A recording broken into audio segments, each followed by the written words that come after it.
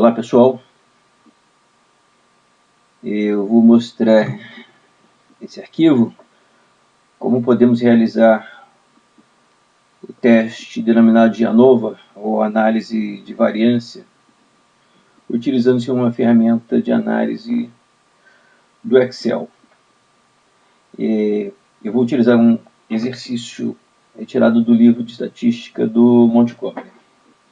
E vamos ao enunciado. Um fabricante de papel para a produção de sacos de supermercado está interessado em melhorar a resistência do seu produto. Da engenharia do produto, acredita-se que a resistência seja função da concentração de madeira de lei na polpa e que a gama dessas concentrações de interesse prático seja de 5% a 20%. A equipe de engenheiros responsável pelo estudo decide investigar 4 níveis de concentração: 5%, 10%, 15% e 20%. Eles decidem também preparar 6 espécimes de teste em cada nível de concentração, usando uma fábrica piloto. Todos os 24 espécimes foram testados em um laboratório em ordem aleatória. Os dados desse experimento são na tabela abaixo. Avalie a hipótese de que diferentes concentrações de madeira de lei não afetam a resistência média do papel. Bom, temos aqui então um teste de hipóteses, com 2 hipóteses mutuamente excludentes. A hipótese nula é a de igualdade, ou seja, não há diferença nos resultados alcançados mediante as 4 diferentes concentrações de madeira de lei, fibras de madeira de lei. Essa é a hipótese nula, igualdade. A hipótese alternativa é de desigualdade. A hipótese alternativa é de que existe alguma desigualdade, que pode ser entre 5 e 10, 5 e 15, 5 e 20, 10 e 15, assim por diante. Ok? Bom, para realizarmos o teste de ANOVA, temos que seguir os passos dados, a análise de dados. E aqui nós temos um conjunto razoável de ferramentas matemáticas e estatísticas. A primeira, ANOVA fator único.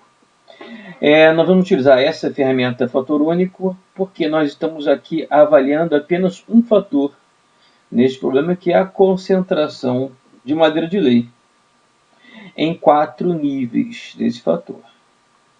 Então vamos lá. Bom, nessa caixa de diálogo ANOVA fator único, nós podemos selecionar, registrando que os dados estão agrupados ou em colunas ou em linhas. Neste caso, os dados estão agrupados em linhas. Cada nível de fator ou cada tratamento está em uma linha em particular. Então, eu vou selecionar a opção aqui agrupado por linhas.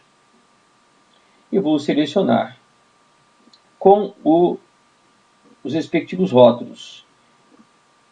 Ou seja, na coluna A, nas células 11, 12, 13 e 14, eu tenho os rótulos. Voltando à janela de fator único, ANOVA fator único, eu vou aceitar a opção de alfa de 0,05. O enunciado não explicita qual é o valor do alfa, mas eu vou trabalhar com alfa mais comum de 0,05. E eu vou aceitar que a resposta seja registrada em uma nova planilha. Ok? Bom, está aqui o resultado da ferramenta de análise de variância.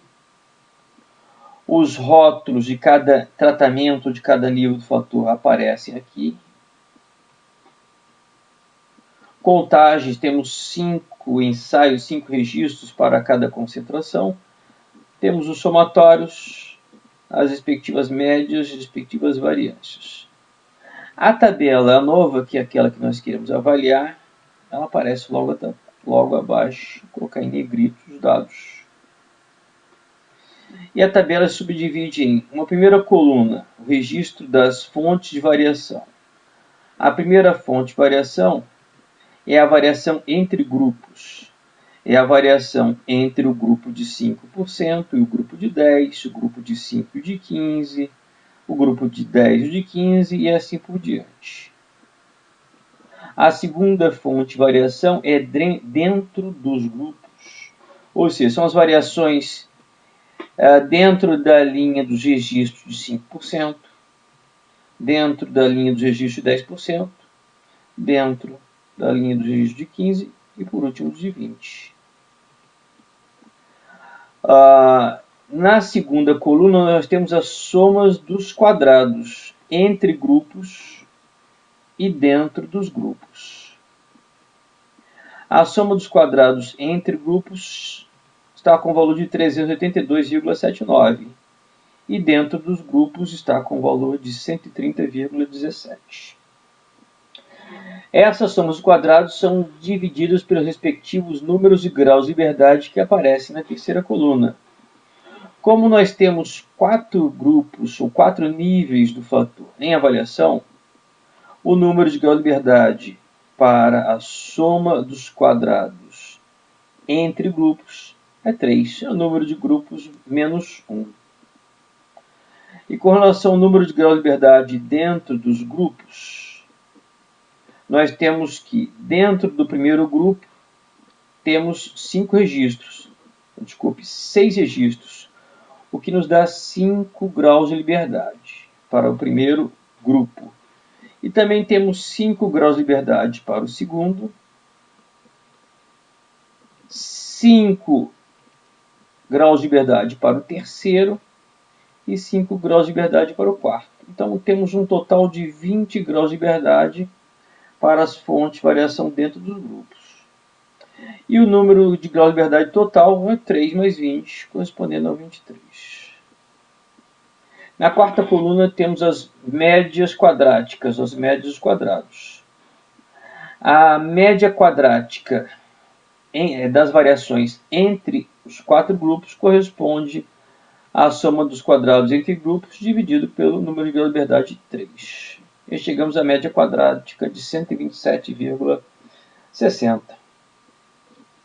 A média quadrática das variações dentro dos grupos corresponderá a 130,17 dividido por 20 graus de liberdade. E chegamos a 6,508. Colocando aqui com uma ou duas casas decimais, já vai ser suficiente. Temos então 127,60 a média quadrática entre grupos e 6,51 a média quadrática dentro dos grupos. A estatística F para a nossa análise de variância corresponde à divisão da média quadrática entre grupos pela média quadrática dentro dos grupos, ou seja, 127,60 dividido por 6,51, cujo resultado é esse aqui, 19,61. Então essa é a estatística F.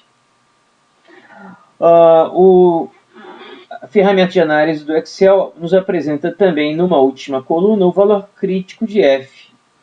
E esse valor crítico é de 3,098 ou 3,10.